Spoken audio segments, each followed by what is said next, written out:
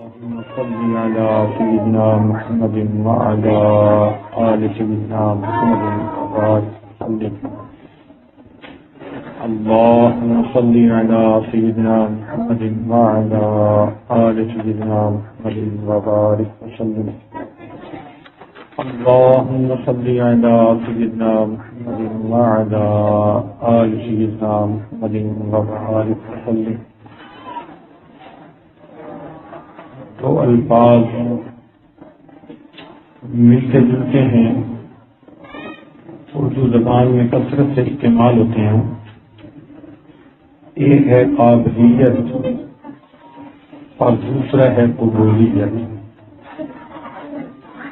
قابلیت کا مطلب یہ ہوتا ہے کہ ایک شخص کے اندر بہت ذہانت ہو، اس میں جمال ہو، وہ چاق و چوبند ہو، اس میں معاملہ فہمی ہو، قائدانہ صلاحیتیں ہوں، ہمت و طاقت ہو، محنت و مجاہدہ کرنے کی صلاحیت، اچھے تعلیم یافتہ ہو، اچھے گھرانے سے ہو. یہ تمام کی تمام صفات قابلیت کہلاتی ہے. اور قبولیت یہ ہوتی ہے کہ وہ شخص اللہ رب العزت کو بھی پسند آ جائے. تو قابلیت اور چیز ہے، قبولیت اور چیز ہے. اگر اخلاص کے ساتھ قابلیت بھی ہو تو یہ نور علی نور ہو جاتا ہے، اور اگر اخلاص نہ ہو، قبولیت نہ ہو، تو پھر قابلیت کوئی فائدہ نہیں دیتی. آپ نے خود دیکھا ہوگا کتنی عورتیں ایسی ہیں کہ جو شکل میں اتنی انوکھی بھی نہیں ہوتی،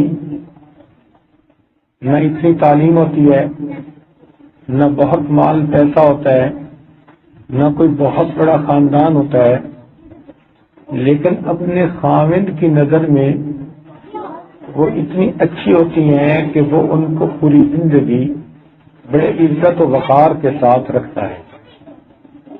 تو قابلیت نہ ہونے کے باوجود ان کو اپنے خاوند کی نظر میں قبولیت مل جاتی ہے. جبکہ کتنی ایسی عورتیں ہوتی ہیں کہ شکل صورت میں بہت اچھی، عقل میں بہت اچھی، خاندان بھی اچھا، تعلیم بھی اچھی، مگر ان کو اپنے خاوند کا پیار نصیب نہیں ہوتا.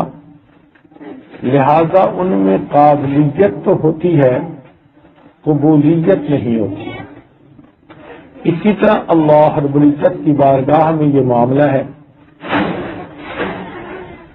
کتنی مثالیں ایسی ہیں کہ جہاں قابلیت تو موجود تھی مگر قبولیت نہ ہوئی. مثال کے طور پر فرعون بیعون،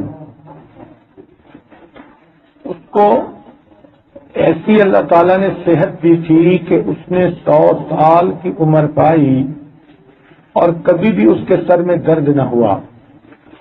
اس کی حکومت اتنی پکی تھی کہ وہ بنی اسرائیل کے بچوں کو ذبح بھی کروا دیتا تھا تو کوئی اس کی حکومت کو خطرہ نہیں تھا. اس کے خزانے پیسوں سے بھرے ہوئے تھے، اس کے نہری اور آبپاشی نظام پر اس کو بڑا فخر تھا. قرآن مجید میں اس نے جو کہا وہ نقل کیا گیا کہ هذه الانہار تجری من تحتی. لیکن ان تمام چیزوں کے باوجود اس کو ایمان کی دولت نصیب نہ ہوئی، لہذا اللہ تعالیٰ کی درگاہ سے مردود ہو گیا. قارون ایک مالدار وقت کا بہت بڑا بزنس آدمی ہے، بزنس مین ہے. اس کے پاس کتنا مال تھا کہ قرآن مجید میں فرمایا گیا کہ اونٹوں کی بہت بڑی تعداد مل کر اس کے خزانوں کی کنجیاں اٹھاتی تھی. اس کو جب لوگ دیکھتے تھے فخرج علی قومہ فی زینتی، جب وہ بن سنور کر اپنی قوم کے سامنے نکلا تو لوگ اس کو دیکھ کر کہتے تھے یا لیت لنا مثل ما اوتی قارون، اے کاش کہ جتنا قارون کے پاس مال دولت ہے اتنا ہمیں بھی مل جاتی۔ تو اب دیکھیے کہ اس کے اندر صلاحیتیں کیسی کہ لوگ اس جیسا بننے کی تمنا کرتے ہیں، لیکن اللہ تعالیٰ کے دربار سے دھتکار دیا گیا اور اس کو مال سمیت زمین کے اندر دھسا دیا گیا۔ اسی طرح اور کتنی مثالیں موجود ہیں۔ قبولیت کی مثال اگر دیکھنی ہو تو سیدنا بلال رضی اللہ تعالیٰ عنہ کو دیکھیے کہ رنگ کے کالے ہیں، ہونٹ موٹے ہیں، دانت انوکھے ہیں، شکل عجیب ہے، ظاہر بدن کے اوپر معمولی کپڑے ہیں، حیثیت دیکھو تو غلام ہیں، مگر نبی علیہ الصلوۃ والسلام کی بارگاہ میں مقبول بنے، اللہ رب العزت کے ہاں قبول ہوئے، تو اللہ تعالیٰ نے اس کو اتنا رتبہ عطا کیا کہ حدیث پاک میں آتا ہے کہ معراج کی رات نبی علیہ السلام جب جنت کو دیکھ رہے تھے تو آپ نے کسی کے چلنے کے پاؤں کی آواز سنی، پوچھا بلال یہ کون ہے؟ تو عرض کیا اے اللہ رب العزت کے محبوب، آپ کا غلام بلال جب زمین پر چلتا ہے اللہ کے ہاں ایسی قبولیت ہے کہ فرش پر وہ چلتا ہے، اس کے قدموں کی آوازیں عرش پر سنائی دیتی ہیں۔ تو معلوم ہوا کہ اصل چیز قبولیت ہوتی ہے۔ چنانچہ ایک دلہن کو سجایا جا رہا تھا، زیور پہنائے جا رہے تھے، تو اس کی کسی دوست سہیلی نے اس کو کہہ دیا کہ تمہیں تو زیور بہت اچھے لگ رہے ہیں، تم بڑی پیاری لگ رہی ہو۔ اس نے یہ الفاظ سنے تو اس کی آنکھوں میں سے آنسو آ گئے، تو وہ کہنے والی گھبرا گئی کہ کیا ہوا، آپ نے برا منایا؟ وہ کہنے لگی نہیں، بلکہ تم نے تو میرے حسن و جمال کی بڑی تعریفیں کی، لیکن مجھے یہ خیال آیا کہ جس خاوند کی خاطر تم مجھے تیار کر رہی ہو، اگر میں اس کے پاس پہنچی اور اسے میں پسند نہ آئی تو تمہاری تعریفیں مجھے کس کام آئیں گی؟ تو عزیز طالبات یہ بات ذہن میں رکھیے کہ آپ دین کی تعلیم پا رہی ہیں، کوئی آپ کو حافظہ کہے گا، کوئی قاریہ کہے گا، کوئی عالمہ کہے گا، کوئی فاضلہ کہے گا، سب کچھ کہیں گے، لیکن اگر ہم اللہ رب العزت کے ہاں قبول نہ ہوئے تو یہ سب القاب ہمیں کس کام آئیں گے؟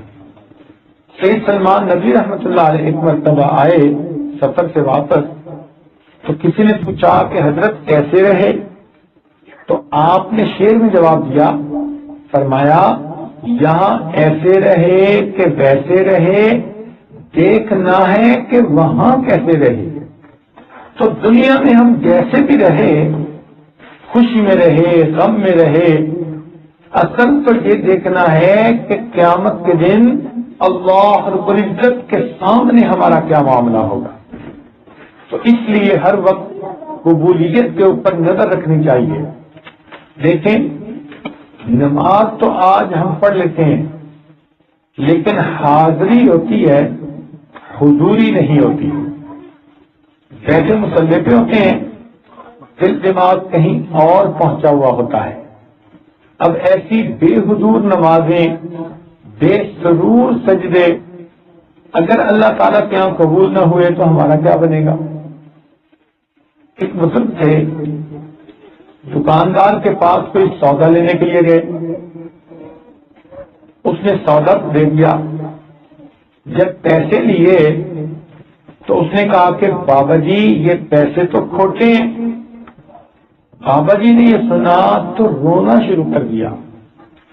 لوگ سمجھے کہ ان کے پاس مزید پیسے نہیں اور یہ اس لیے رو رہے ہیں کہ اب مجھے سودا نہیں ملے گا۔ تو انہوں نے آ کر کہا کہ بابا جی اتنا نہ روئیں، آپ کے پیسے ہم ادا کر دیتے۔ وہ کہنے لگے کہ بات یہ نہیں، بات یہ ہے کہ میں اپنے مال کو کھرا سمجھتا رہا، لیکن یہ مال جب دکاندار کے ہاتھ میں آیا تو اس نے کہہ دیا کہ یہ کھوٹا ہے، چلو دنیا میں تو میں اور بھی مال پیسے کا انتظام کر لوں گا۔ میرے دل میں یہ خیال آیا، اے اللہ کے بندے، آج جن نیکیوں کو تو اچھا سمجھتا پھرتا ہے، کل یہ جب اللہ رب العزت کے سامنے پیش ہوئی اور اللہ نے کہہ دیا کہ تیرا مال کھوٹا ہے، تو پھر قیامت کے دن تیرا کیا بنے گا؟ ہمیں ہر وقت یہ ذہن میں رکھنا چاہیے کہ ایسے اعمال کریں کہ قیامت کے دن اللہ رب العزت کے ہاں قبول ہو جائے۔ یہاں ایک نقطے کی بات سمجھ لیجیے، ہم اپنی عبادت جتنی بھی حضوری کے ساتھ کریں، توجہ کے ساتھ کریں، بنا سنوار کے کریں، ہماری عبادتیں کبھی بھی اللہ تعالیٰ کے شایان شان ہو ہی نہیں سکتی۔ توجہ فرمائیے کہ ہماری عبادتیں کبھی بھی اللہ رب العزت کی شایان شان ہو ہی نہیں سکتی۔ امام ربانی مجدد ثانی رحمۃ اللہ علیہ لکھتے ہیں کہ اللہ تعالیٰ اتنے عظیم ہیں، اتنے عظیم ہیں، اتنے عظیم ہیں، انسان جتنا مرضی یکسوئی کی نمازیں پڑھ لے، یہ سب نمازیں اور عبادتیں اور انسان کی تعریفیں اللہ تعالیٰ کے شان سے نیچے رہ جاتی ہیں۔ اللہ تعالیٰ کی شان ان سے بھی بہت بلند ہے۔ تو اگر معاملہ ایسا ہے تو پھر ہمیں ہماری نمازوں پہ اجر کیسے ملے گا؟ تو اس کے لیے سن لیجئے کہ جیسے ایک بچے کو ماں پہلے دن سکول بھیجے تو وہ بچہ الف با لکھنا سیکھتا ہے، لیکن ایسے ٹیڑھی میڑھی لکیریں بنا لیتا ہے، اور آتے ہی گھر کہتے ہیں امی میں نے لکھنا سیکھا۔ ماں اس کی ٹیڑھی میڑھی لکیریں تو دیکھتی ہے، لیکن بچے کو انکریج کرنے کے لیے، اس کا دل رکھنے کے لیے ماں اس کو آئس کریم کے طور پہ انعام دے دیتی ہے، کہہ دیتی ہے کہ بیٹے یہ تمہارا انعام ہے، آئس کریم کھاؤ۔ تو یہ جو آئس کریم بچے کو ملی، انعام ملا، یہ اس کی خوش خطی کی وجہ سے نہیں ملا، بلکہ ماں کی شفقت کی وجہ سے ملا۔ بالکل اسی طرح قیامت کے دن جن لوگوں کے اعمال اللہ تعالیٰ کے ہاں قبول ہوں گے، یہ ان اعمال کے اندر کا کھراپن نہیں ہوگا کہ وہ اللہ تعالیٰ کی شایان شان ہے، بلکہ یہ اللہ تعالیٰ کی رحمت ہوگی، اس کی شفقت ہوگی کہ وہ اپنے بندوں کے ٹوٹے پھوٹے عملوں کو بھی قبول کروائے۔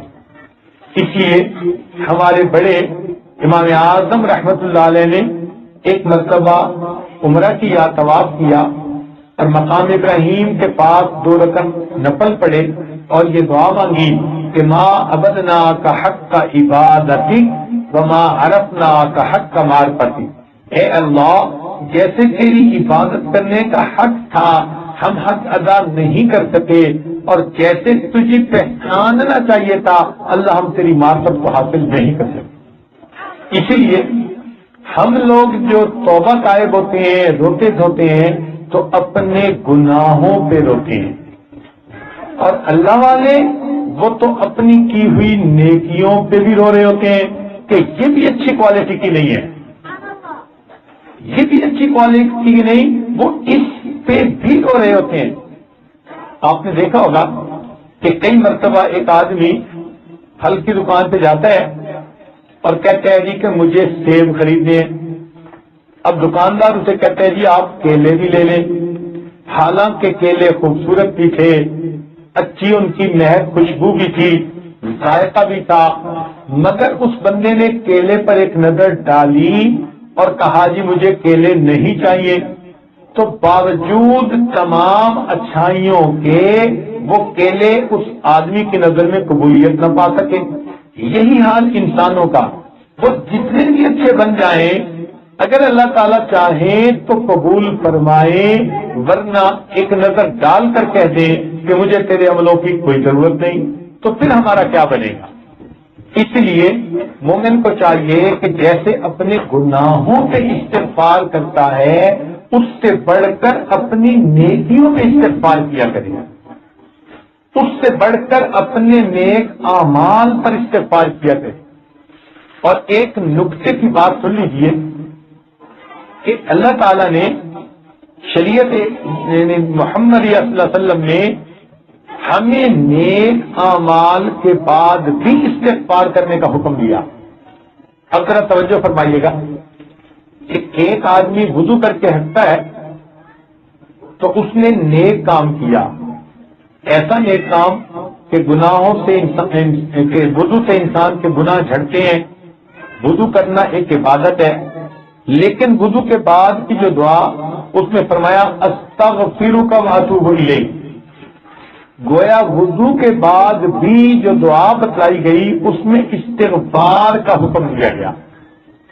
آگے دیکھیے کہ وضو کے بعد انسان نماز پڑھتا ہے تو ہمیں نماز پڑھنے کے بعد بھی استغفار کا حکم، چنانچہ نبی علیہ الصلوۃ والسلام کی سنت مبارکہ ہے کہ انسان جب سلام پھیرے تو ایک مرتبہ کہے اللہ اکبر اور 3 مرتبہ کہے استغفر اللہ استغفر اللہ استغفر اللہ۔ یہ نماز کے بعد استغفار کا حکم کیوں دیا گیا؟ اس لیے دیا گیا کہ انسان یہ کہے کہ اے اللہ میں نے جو یہ عبادت کی، اللہ اکبر، آپ کی شان اس سے بہت بڑی ہے، اور اے اللہ میری غلطیوں کو معاف کر دیجئے، پلیز مجھے معاف کر دیجئے، پلیز آپ میری کوتاہیوں سے درگزر فرما دیجیے۔ تو نماز کے بعد بھی مومن کو استغفار کا حکم دیا گیا۔ اب دیکھیے کہ نمازوں میں سے جو رات کے آخری پہر کی نماز ہے نا، نماز تہجد، اس کی اللہ تعالیٰ کے ہاں بڑی اہمیت ہے، لیکن تہجد کی نماز کے بعد بھی مومن کو استغفار سکھایا گیا۔ قرآن مجید میں فرمایا گیا کہ جو نیک لوگ ہیں کانوا قلیلا من اللیل ما یہجعون وبالاسحار هم یستغفرون، کہ وہ رات کو بہت تھوڑا آرام کرتے اور ساری رات اللہ کی عبادت کرتے تھے، اور صبح صادق جب قریب ہوتی تھی تو سحری کے وقت اپنے رب کے سامنے استغفار کرتے۔ اب دیکھیے جو تہجد پڑھنے والے ہیں وہ تہجد گزار، وہ تہجد پڑھنے کے بعد اپنے رب سے استغفار کر رہے ہیں۔ اس سے آگے بات دیکھیے، حج کتنا عظیم عمل ہے۔ نبی علیہ السلام نے فرمایا کہ حاجی اپنے حج سے جب واپس لوٹتا ہے تو گناہوں سے اس طرح پاک ہوتا ہے جس طرح اس دن پاک تھا جب اس کی ماں نے اس کو جنم دیا تھا۔ تو اتنا عظیم عمل ہے حج۔ اور حج کیا ہے؟ اس کا رکن اعظم وقوف عرفات ہے، الحج عرفہ۔ وقوف عرفات میں اللہ تعالیٰ حاجی کے سب گناہوں کو معاف فرما دیتے ہیں۔ اب جس بندے نے حج کر لی، وقوف عرفہ کر لیا، پھر اس کے بعد وہ مزدلفہ میں آیا، وہاں بھی وقوف کر کے دعائیں مانگی، اس بندے کے حقوق اللہ بھی معاف، حقوق العباد بھی معاف۔ لیکن اس وقوف مزدلفہ کرنے والے حاجی کے بارے میں جو مینا لوٹ رہا ہے، اللہ تعالیٰ قرآن پاک میں فرماتے ہیں ثم افیضوا من حیث افاض الناس واستغفروا اللہ۔ اللہ اکبر، حیران ہوتے ہیں یہ آیت پڑھ کے کہ جو گناہوں سے پاک ہو کے لوٹ رہا ہے، اللہ تعالیٰ فرماتے ہیں کہ جب تم واپس مینا آؤ تو یہاں آ کے تم بھی استغفار کی کثرت کرو۔ اب اس سے ایک اور آگے بات دیکھ لیجیے کہ نبی علیہ الصلوۃ والسلام نے جب آخری حج فرمایا تو حج کا خطبہ دینے کے وقت آپ نے صحابہ سے پوچھا کہ اے لوگوں، کیا میں نے اللہ تعالیٰ کا پیغام تم تک پہنچا دیا؟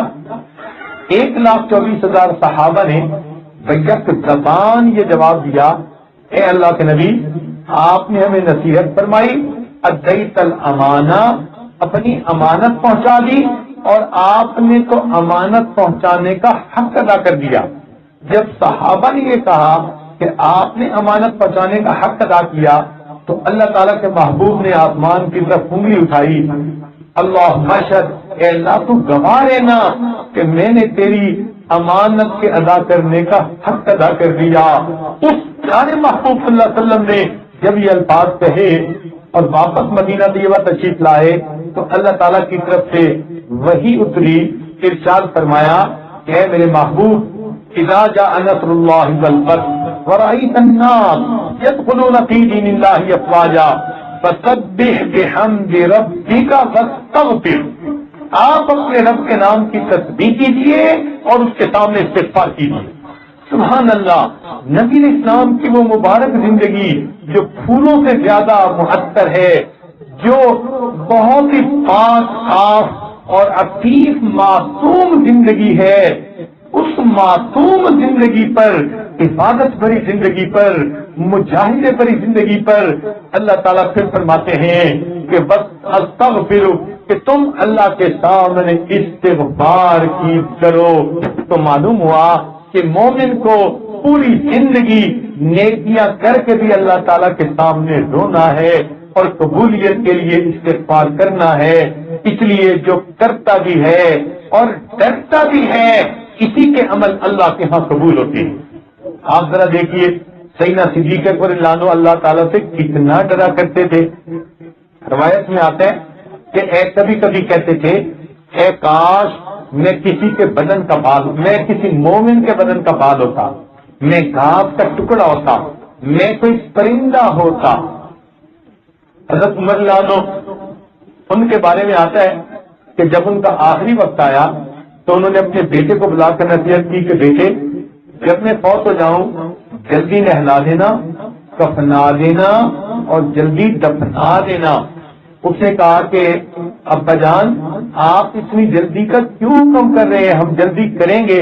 تو آپ نے اس وقت یہ الفاظ کہے کہ بیٹا میں جلدی کی بات اس وقت کر رہا ہوں کہ اگر میں اللہ تعالیٰ کے حضور قبول ہو گیا تو تم جلدی مجھے اللہ سے ملا دینا، اور اگر قبول نہ ہوا تو میرا بوجھ کندھوں سے جلدی اتار دینا، اور عمر کے انجام کو تو اللہ بہتر جانتا ہے۔ ایک بزرگ گزرے عبداللہ ابن مبارک رحمت اللہ علیہ، یہ امام اعظم ابو حنیفہ رحمت اللہ علیہ کے شاگردوں میں سے تھے۔ ان کی زندگی اتنی نیکی والی تھی، تقوی والی تھی کہ ان کے بارے میں ایک محدث لکھتے ہیں کہ میں نے عبداللہ ابن مبارک رحمت اللہ علیہ کی زندگی کو اور صحابہ کرام کی زندگی کو آپس میں ملایا، آپس میں ان کو دیکھا بھالا، اور سالوں میں نے اس کو دیکھا، اور پھر میں اس نتیجے پر پہنچا کہ عبداللہ ابن مبارک رحمت اللہ علیہ میں اور صحابہ کرام رضی اللہ عنہ نے صرف ایک چیز کا فرق تھا کہ صحابہ رضی اللہ عنہ کو نبی علیہ السلام کا دیدار حاصل ہوا، عبداللہ ابن مبارک کو یہ حاصل نہیں ہوا۔ باقی احوال و کیفیات ان کی وہی تھی جو صحابہ کی معلوم ہوتی تھی۔ اب سوچئے جس کے بارے میں اتنی بڑی بڑی باتیں کی جا رہی ہیں، ان کے بعد ایک وقت میں 40,000 شاگرد بیٹھ کر حدیث پڑھا کرتے تھے۔ آج کی معلمہ کے سامنے تو 400 بھی نہیں ہوتی، فقط 40-50 بچیاں ہوتی ہیں۔ ان کے سامنے 40,000 بندے ایک وقت میں بیٹھ کر حدیث پڑھتے تھے۔ جب ان کا آخری وقت آیا تو انہوں نے اپنے شاگردوں سے کہا کہ مجھے زمین پر لٹا دو۔ شاگردوں نے لٹا دیا، مگر ان کی چیزیں نکل گئیں۔ انہوں نے کیا دیکھا کہ ان کے استاد، ان کے شیخ، وقت کے اتنے بڑے محدث، وہ اپنے رخسار کو زمین پر رگڑنے لگے اور اپنی داڑھی کے بالوں کو پکڑ کر اللہ کے سامنے رو کر کہنے لگے، اللہ عبداللہ کے بڑھاپے پر رحم فرما۔ نہیں کہا کہ میں محدث ہوں، نہیں کہا کہ میں نے لوگوں کی زندگیوں کو بدل کے دکھا دیا، میں نے لوگوں کے اندر دین پہنچا دیا، اپنا کوئی عمل پیش نہیں کیا، بس اتنی بات کہی، اللہ عبداللہ کے بڑھاپے پر رحم فرما دی۔ تو اس سے پتہ چلتا ہے کہ وہ حضرات قبولیت کے لیے کتنے فکر مند رہتے تھے۔ اس کی وجہ کیا ہے کہ کتنے لوگوں کے کہ قابلیت کے باوجود اللہ تعالیٰ کے ہاتھ سے ان کو دھتکار دیا جاتا ہے۔ چنانچہ اللہ تعالیٰ قرآن مجید میں فرماتے ہیں سَنَسْتَدْرِجُهُم مِّنْ حَيْثُ لَا يَعْلَمُونَ، کتنے لوگ ایسے ہیں کہ ہم درجہ بدرجہ آہستہ آہستہ ان کو اس طرح نیچے گراتے ہیں کہ ان کو اپنے گرنے کا پتہ بھی نہیں چلتا. یہ آیت قرآن پاک کی ایسی ہے کہ جب بھی کوئی اس عالم اس آیت کو پڑھتا ہے اس کا دل کانپنے لگ جاتا ہے کہ اے اللہ پتہ نہیں آنے والے وقت میں ہمارے ساتھ کیا معاملہ پیش آئے گا. چنانچہ ابن جوزی رحمۃ اللہ علیہ نے ایک واقعہ لکھا کہ مصر کی مسجد کا مؤذن تھا، لیکن ایک ایسے امتحان میں گرفتار ہوا کہ بالآخر عیسائی بن کر دنیا سے دفع ہو گیا. اب سوچئے جس نے سالوں اذان دی، اللہ کا نام بلند کیا، اس کے اوپر ایسا امتحان آیا کہ وہ ایمان سے محروم ہوا اور عیسائی بن کر دنیا سے رخصت ہو گیا. اسی طرح حضرت شیخ العزیز رحمۃ اللہ علیہ نے عبداللہ اندلسی رحمۃ اللہ علیہ کا واقعہ لکھا کہ ایک بہت بڑے محدث تھے جن کو 1,00,000 حدیثیں یاد تھیں، قرآن پاک کے حافظ تھے، لیکن ایک ایسے امتحان میں گرفتار ہو گئے کہ جس کی بنا پر بالآخر وہ سور چرانے لگے. 1 سال تک سور چراتے رہے. اس کے بعد ان کے ایک شاگرد شبلی رحمت اللہ علیہ ان کو ملنے کے لیے آئے، پوچھا کہ آپ کو قرآن پاک یاد؟ انہوں نے کہا نہیں، بھول گیا. ایک آیت یاد ہے. پوچھا کہ وہ آیت کون سی ہے؟ تو کہنے لگے وَمَن يُهِنِ اللَّهُ فَمَا لَهُ مِن مُكْرِمٍ، جسے اللہ ذلیل کرنے پہ آ جاتا ہے اسے عزت دینے والا پھر کوئی نہیں ہوتا. کہ حضرت آپ کو تو بڑی حدیثیں یاد تھیں، 1,00,000 یاد تھیں، فرمایا سب بھول گیا. ایک یاد ہے. وہ کون سی؟ کہ من بدل دینہ فاقتلوہ، جو دین کو بدل لے اسے قتل کر دیا جائے.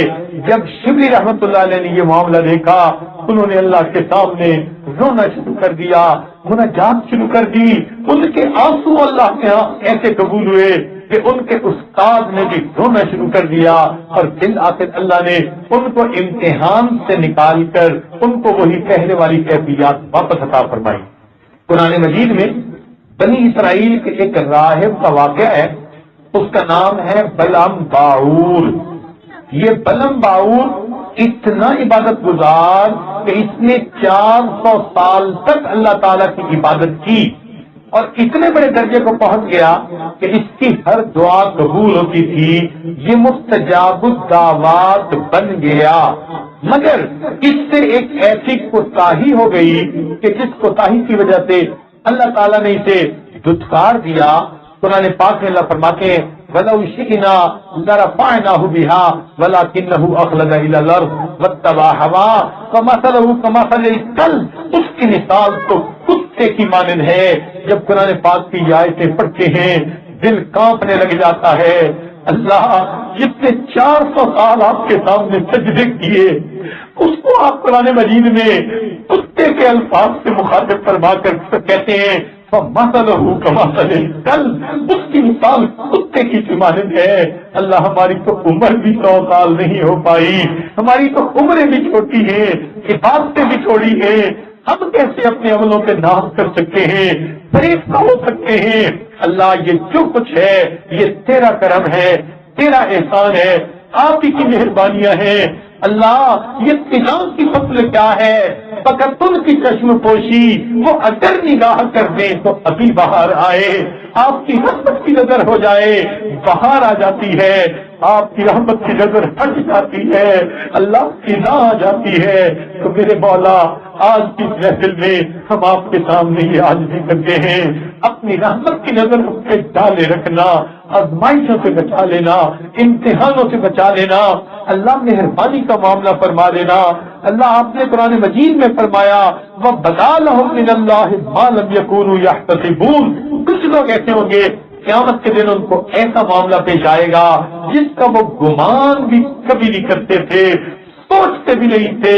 تو اس کو پڑھ کر عائشہ صدیقہ رضی اللہ تعالیٰ عنہا بہت رویا کرتی تھی. ہمیں بھی چاہیے کہ ہم اپنا سب کچھ کرنے کے باوجود اپنے رب کے سامنے روئیں کہ اے اللہ مہربانی فرما دینا، بس تو ہمیں قبول کر لینا. اے اللہ کون مقبول ہے کون مردود ہے، بے خبر کیا خبر تجھ کو کیا کون ہے، جب تلیں گے عمل سب کے میزان پر تب کھلے گا کہ چھوٹا کھڑا کون ہے۔ جب قیامت کے دن کا معاملہ ہے تو ہم دنیا میں چین کی بنسی نہیں بجا سکتے، دنیا کے اندر پاؤں پکا کے نہیں سو سکتے، دنیا میں ہمیں رات کے عہد کی پہر میں اٹھنا پڑے گا۔ اے اللہ، جو رحمتیں آپ نے اب تک عطا کی آپ ہی کی مہربانی سے ہوئی، مگر اے اللہ ان نعمتوں کو باقی رکھیے گا، ہم بے قدروں سے ان نعمتوں کو چھین نہ لینا۔ اللہ تعالیٰ کبھی اولاد دیتا ہے واپس لے لیتا ہے، مال دیتا ہے واپس لے لیتا ہے، عزتیں دیتا ہے واپس لے لیتا ہے، تو نعمتیں چھن جانا یہ بہت بڑی محرومی ہوتی ہے۔ علم دیتا ہے عمل کی توفیق چھین لیتا ہے، عمل دے دیتا ہے اخلاص کی توفیق لے لیتا ہے، اس لیے ڈرنے کا مقام ہے۔ جہاں ایک طرف خوشی کا مقام کہ وہ بچیاں جو کامیاب ہوئی مبارکباد کے لائق ہیں، ان کے والدین مبارکباد کے لائق ہیں، وہاں دل کے اندر یہ ڈر بھی ہے کہ کہیں عجب پیدا نہ ہو، تکبر پیدا نہ ہو، خود پسندی پیدا نہ ہو۔ یہ تمام چیزیں مہلکات ہیں، ان سے بچیے اور اللہ کی رحمت پر نظر کیجیے، اور بس آخری وقت میں یہ دعا کر لیجیے، اللہ یہ سب باتیں اپنی جگہ آپ نے اگر قبول نہ کیا تو پھر یہ باتیں ہمارے کس کام آئیں گی، مہربانی فرما لیجیے اور ہمیں دنیا میں بھی قبول فرمائیے اور آخرت میں بھی قبول فرما لیجیے۔ اس ادارے کو، اس کی معلومات کو، اس کی نگرانی کرنے والی ناظمہ کو، پرنسپل صاحبہ کو اور دوسرے جو معاونین ہیں یا جتنے بھی محبت رکھنے والی مستورات ہیں، اللہ ان سب کا یہاں آنا قبول فرما لیجیے اور ان کو اللہ اپنی مقبول بندیوں میں شامل فرما لیجیے۔ آپ نے جیسے ان کو دنیا کی عزتوں کے جو ہے وہ سرٹیفکیٹ ہاتھوں میں دیے، اللہ قیامت کے دن اپنی قبولیت کا سرٹیفکیٹ ان کے ہاتھوں میں دے دیجیے گا اور اپنے محبوب کے سامنے اللہ ہمارے پردے رکھ لیجیے گا۔